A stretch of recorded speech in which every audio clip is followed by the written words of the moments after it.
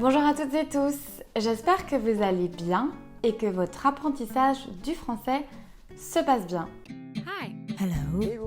Hello. Hello. Hello French. Aujourd'hui, dans cette vidéo, je vous propose de vous donner des conseils pour améliorer votre prononciation, gommer votre accent et avoir plus d'assurance lorsque vous parlez en français. Alors, lorsqu'on apprend une nouvelle langue, on manque souvent d'assurance. On a peur de faire des erreurs ou de ne pas être compris à cause de notre accent. Donc, grâce à cette vidéo, j'espère que vous allez gagner en assurance et que vous aurez moins peur lorsque vous devrez parler en français avec des francophones. Alors, mon premier conseil, c'est d'écouter et de regarder des contenus que lisent vraiment les Français. Donc choisissez des podcasts, des films, des vidéos YouTube, des articles en ligne ou dans des magazines sur des sujets qui vous intéressent. Généralement, les manuels scolaires ou les livres traditionnels pour apprendre le français vont vous apprendre des mots de vocabulaire, des dialogues, des mises en situation qui ne correspondent pas forcément à la réalité au quotidien.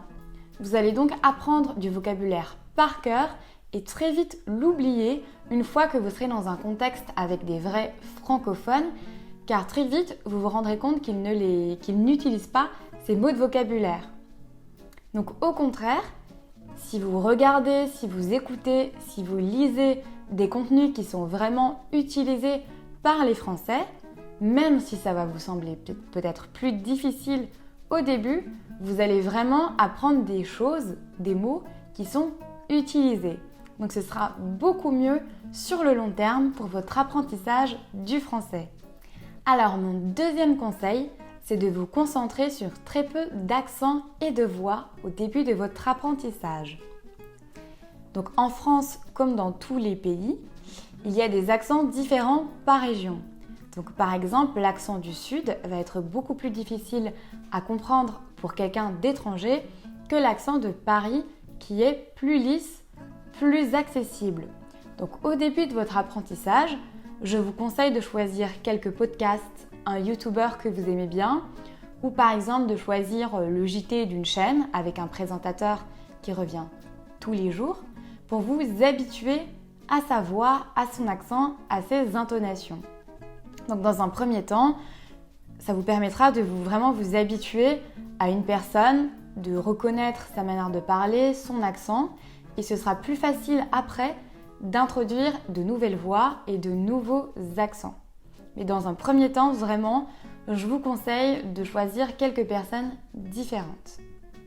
Ce sera plus facile pour vous pour comprendre le français. Alors mon troisième conseil, c'est de vraiment prendre en compte l'intonation et le rythme de la langue française. Chaque langue a une intonation, un rythme, des sons qui lui sont propres. Par exemple, en français, l'accent tonique va se mettre sur la dernière syllabe d'un mot ou d'une phrase. Donc l'accent tonique, c'est vraiment la partie du mot ou de la phrase qu'on accentue. Donc comme je vous disais, on le met sur la dernière voyelle. Donc les voyelles en français, c'est A, E, I, O, U.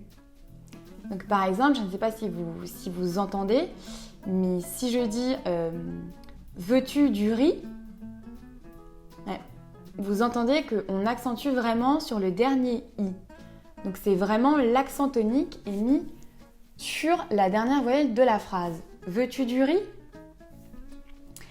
Donc en écoutant, donc c'est ce que je vous disais avant, des contenus qui vont vraiment être passés à la télévision ou dans des films, enfin des contenus qui sont en fait écoutés vraiment par les Français, vous allez en fait petit à petit comprendre les intonations ou les mettre et comprendre vraiment le rythme de la langue.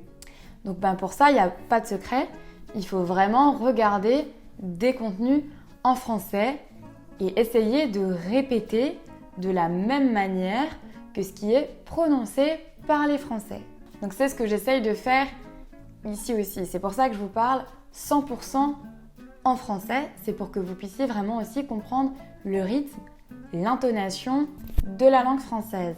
si je commençais à traduire en anglais ou dans votre langue tout ce que je dis, ça casserait le rythme. Donc souvent c'est le cas dans les dialogues qu'on peut écouter avec les manuels classiques. Il va y avoir un petit dialogue et puis une traduction.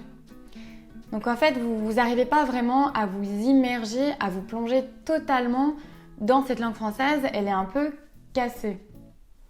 Donc ici, c'est pour ça, même si peut-être ça vous semble aussi un peu difficile au début, donc le fait que je parle 100% en français, ça vous permet vraiment d'être plongé dans cet univers francophone, dans l'intonation, dans le rythme. Donc plus vous commencez tôt à vous immerger, à vous plonger dans la vraie langue française, plus ce sera facile pour vous et de la comprendre et surtout de prendre le pli, donc vous aussi, de parler avec le bon rythme, avec les bonnes intonations, avec les bons sons. Mon quatrième conseil, c'est de parler un maximum en français et surtout de ne pas avoir peur de faire des erreurs. Donc parler, il n'y a pas de secret.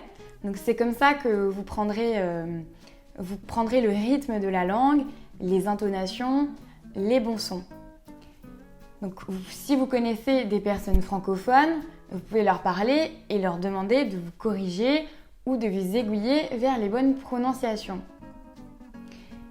Si vous ne connaissez pas de personnes francophones, vous pouvez aussi regarder beaucoup de vidéos et essayer de répéter ce que disent les personnes des vidéos en répétant avec les mêmes intonations, avec le même rythme et en essayant de vous entraîner pour vraiment approcher de la bonne prononciation des mots. Alors, on en vient donc à mon cinquième et dernier conseil, c'est vraiment de regarder des films avec les sous-titres en français. Donc lorsque vous mettez des films ou même des vidéos avec les sous-titres en français, regardez des petites parties, vous coupez et vous répétez. Vous répétez de nombreuses fois pour avoir le rythme de la langue, les bons sons et vous habituer aux intonations. Donc c'est pas seulement apprendre les mots, bien prononcer les mots, c'est vraiment en fait avoir ce rythme en français. Donc plutôt que de répéter juste simplement des mots, vraiment essayer de faire ça sur des plus longues phrases.